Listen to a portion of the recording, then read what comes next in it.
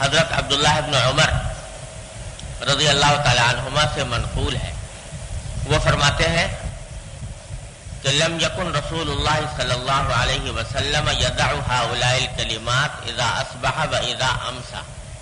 عبداللہ ابن عمر رضی اللہ تعالی عنہ فرماتے ہیں کہ رسول کریم صلی اللہ علیہ وسلم یہ کلمات جو آگے وہ بیان فرما رہے ہیں یہ کسی بھی دن چھوڑتے نہیں تھے، صبح کے وقت میں اور شام کے وقت میں، دونوں وقت میں یہ دعائیں مانگا کرتے تھے جو آگے انہوں نے بیان کی ہیں۔ اور حقیقت یہ ہے کہ یہ عجیب و غریب جامع دعائیں ہیں۔ حضور اقدس صلی اللہ علیہ وسلم صبح کے وقت میں بھی مانگتے تھے اور شام کے وقت میں بھی مانگتے تھے۔ وہ دعائیں کیا ہیں؟ 4 دعائیں۔ پہلی دعا ہے اللہم انی اسألک العافیۃ فی الدنیا والآخرہ، اللہم انی اسألک العافیۃ فی الدنیا والآخرہ۔ کیا معنی کہ اے اللہ میں آپ سے عافیت مانگتا ہوں دنیا میں بھی اور آخرت میں بھی۔ پہلی دعا تو یہ ہے۔ پھر اسی دعا کو مزید وسیع کر کے آپ اس طرح مانگتے تھے کہ اللہم انی اسألک العفو والعافیۃ فی دینی و دنیایا و اہلی و مالی، اللہم انی اسألک العفو والعافیۃ فی دینی و دنیایا و اہلی و مالی۔ عجیب و غریب جامع کلمات ہیں۔ فرمایا کہ اے اللہ میں آپ سے ایک تو معافی طلب کرتا ہوں، میری طرف سے جو خطائیں ہوئی ہوں، جو گناہ سرزد ہو گئے ہوں، عبادات کی ادائیگی میں جو کوتاہی ہوئی ہو، ان سب سے معافی طلب کرتا ہوں۔ تو معافی کا لفظ ایک لفظ ہے لیکن اس میں سبھی کچھ آ گیا، ہر قسم کی کہ گناہ بھی آ گئے کہ اگر کوئی گناہ مجھ سے سرزد ہوا ہو تو اللہ اس کی معافی مانگتا ہوں، اور اللہ جل جلالہ کے حقوق کی ادائیگی میں اور اللہ تبارک و تعالیٰ کی بندگی اور عبادت میں جو کوتاہی ہوئی ہے اس کی بھی معافی مانگتا ہوں۔ تو ایک تو آپ سے معافی مانگتا ہوں، دوسرے عافیت مانگتا ہوں۔ عافیت مانگتا ہوں اپنے دین میں بھی، اپنی دنیا میں بھی، اپنے گھر والوں میں بھی، اپنے مال میں بھی۔ معافی مانگتا ہوں اور عافیت مانگتا ہوں اپنے دین میں، اپنی دنیا میں، اپنے گھر والوں میں، اپنے مال میں۔ اگر غور کرو تو دنیا و آخرت کی ساری حاجتیں اس مختصر سی دعا میں سمٹ آئی۔ اللہ اکبر۔ 2 لفظ ہیں، ایک عفو ایک عافیت۔ عفو یعنی معافی، اور عافیت کے معنی اردو میں بھی عافیت کا استعمال ہوتا ہے کہ جس سے آدمی کسی تکلیف میں نہ ہو بلکہ عافیت سے ہو، راحت سے ہو، اس کو عافیت کہا جاتا ہے۔ تو عفو کے اندر تو جیسا میں نے عرض کیا انسان کی ساری کوتاہیوں کی معافی آ گئی۔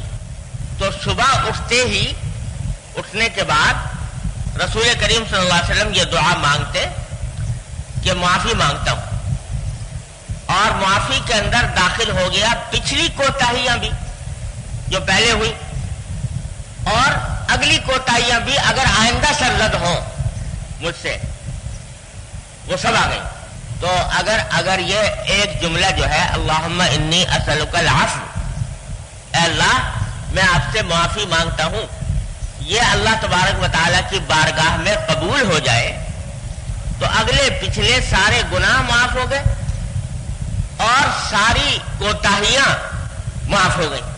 ہر انسان، ہر مسلمان کو یہ شبہ رہتا ہے اور رہنا بھی چاہیے کہ میں جو کچھ عبادت بھی کرتا ہوں اللہ تبارک و تعالیٰ کی، تو وہ عبادت اس کا حق ادا نہیں ہو پاتا۔ کوئی کہہ سکتا ہے کہ میں جو نماز پڑھی تو نماز کا حق ادا کر دیا، روزہ رکھا تو روزے کا حق ادا کر دیا، یا اور تلاوت کی اور کوئی ذکر کیا، تسبیح کی، اس کا حق ادا کر دیا۔ کون ہے جس سے حق ادا ہو جاتا ہو؟ اور اکثر و بیشتر ہم جیسے لوگ تو اس شبے میں ہر وقت رہتے ہیں کہ بھئی پتہ نہیں جو نماز پڑھ رہے ہیں وہ نماز اس لائق ہے کہ اللہ تبارک و تعالیٰ کی بارگاہ میں پیش کی جائے۔ دل کہیں ہے، دماغ کہیں ہے، دھیان کہیں ہے، اور جو ظاہری افعال ہیں وہ بھی پتہ نہیں ٹھیک سے انجام پا رہے ہیں सुन्नत के मुताबिक या नहीं पा रहे। सुबह रहता है हर इंसान को, हर मुसलमान को, इस सुबह का से शायद ही कोई खाली हो।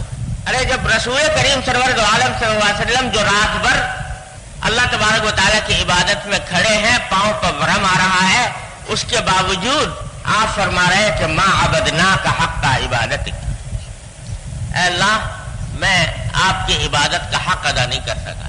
माँ अरफना का हक का मारिफत, अल्लाह आपके मारिफत का हक अदा न कर सका, इबादत का हक अदा न कर सका। तो अगर आप नहीं कर सके तो कौन है जो कर सके? तो हमारे हजरत वाला हजरत डॉक्टर साहब का रसूलुल्लाह ताला उनके दर्जात बुलंद फरमाए, वो फरमाते थे कि भाई मुसलमान का काम यह है कि अपनी तरफ से कोशिश में लगा रहे, कोशिश में लगा रहे कि जो इबादत कर रहा हूं वो बेहतर से बेहतर बनाकर पेश करूं बारगाह इलाही में।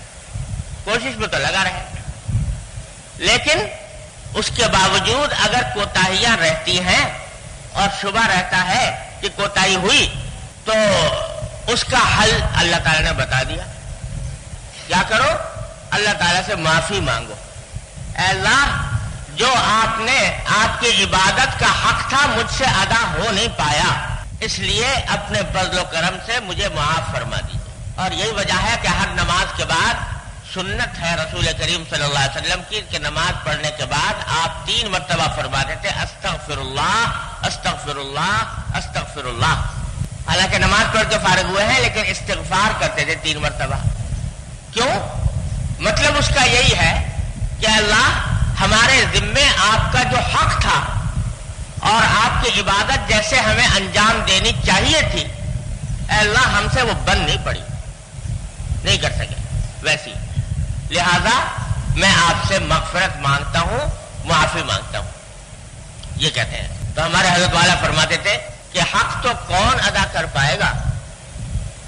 हक तो किसी से अदा हो नहीं सकता अल्लाह तबारक व तआला की इबादत का। हाँ, अपनी तरफ से कोशिश करते रहो और आखिर में अल्लाह ताला से माफी मांगते रहो। अल्लाह ताला से आखिर में माफी मांगते रहो कि अल्लाह, कोशिश तो की थी, लेकिन जैसा आपका हक था वो अदा हो नहीं सका, लिहाजा माफ फरमा दे। जिना कभी बिज़ाअत मुज़्जार, हम आपके पास खोटी पूंजी लेकर आए हैं, ऐसी पूंजी लेकर आए हैं जो बेकीमत है, बेकदर है, इस माना में कि आपकी बारगाह के शायान शान नहीं, तो वो लेकर आए हैं। लेकिन हैं ही हम अपने नफ्स और शैतान के शिकार और बंदे हैं, शकस्ता हैं, दरमांदा हैं आपकी बारगाह के सामने। इस वास्ते जो कुछ भी हमसे बन पड़ा, अल्लाह अपने फजलो करम से कबूल फरमा लीजिए और उसकी कोताहियों से दरगुजर फरमा दीजिए। क्यों फरमा दीजिए? इस वास्ते कि हम कितना ही बना सवार के इबादत कर ले, लेकिन फिर भी वो आपकी बारगाह के शायान शान तो ना होगी, फिर भी ना होगी। तो अल्लाह उस वक्त भी आप अपने करम से मंजूर फरमाएंगे, कबूल फरमाएंगे, अब भी अपने करम से कबूल फरमाएंगे। तो कोशिश करता रहे, लगा रहे कि अल्लाह तबारक व तआला की इबादत ज़ाहिरी एतबार से भी और बातिनी एतबार से भी जितनी बेहतर से बेहतर बना सके वो बनाता रहे।